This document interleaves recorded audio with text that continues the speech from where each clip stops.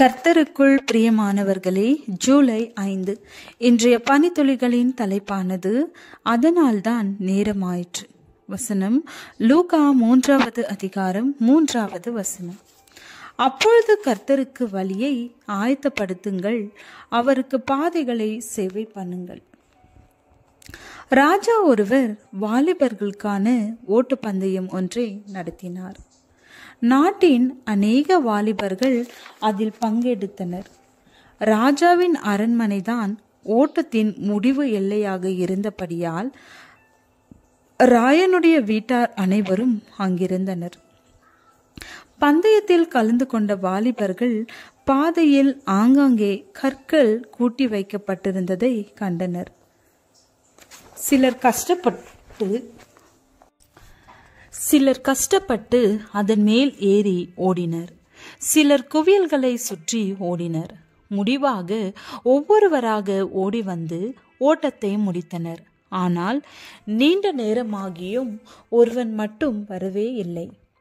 எவ்வளவு நேரமானாலும் அவன் வருவது வரை ஓட்டப்பந்தயத்தை முடிக்க முடியாது என்று ராஜா திட்டவட்டமாக கூறிவிட்டார்.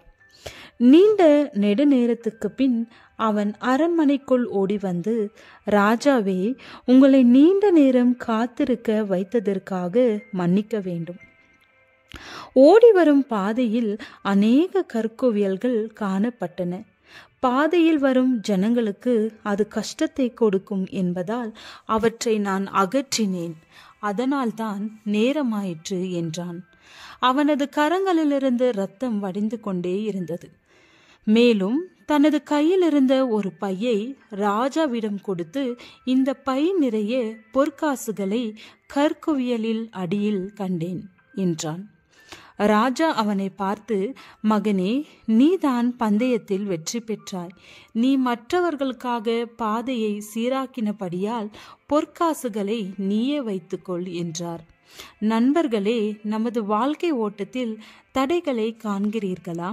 கஷ்டப்பட்டு ஓடுவதற்கு பதிலாக நமக்கு பின் வருகிறவர்கள் லகுவாக கடக்கும்படி அந்த தடைகளை சற்று அகற்ற பாருங்கள். அப்படி செய்கிறவர்கள் பரலோக வாசிகளாக மாற முடியும். வாசல்கள் வழியாய் பிரவேசியுங்கள். ஜனத்துக்கு வழியை செவ்வைப்படுத்துங்கள். பாதையை உயர்த்துங்கள். அதிலுள்ள கற்களை பொறுக்கி போடுங்கள். ஜனங்களுக்காக கொடியை ஏற்றுங்கள். அநேகர் கிறிஸ்துவிடம் ஈர்க்கப்படும்படி நாம் வழிகளை ஆயத்தப்படுத்துவோம். நாம் பாதைகளை செவ்வைப்படுத்துவோம். கிறிஸ்துவின் வருகையை துரிதமாக்குவோம். ஜெபம். நல்ல பிதாவே, நாங்கள் யோவானைப் போல இயேசுவிற்கு வழியை ஆயத்தப்படுத்த கிருபை அருளும். ஆமேன்.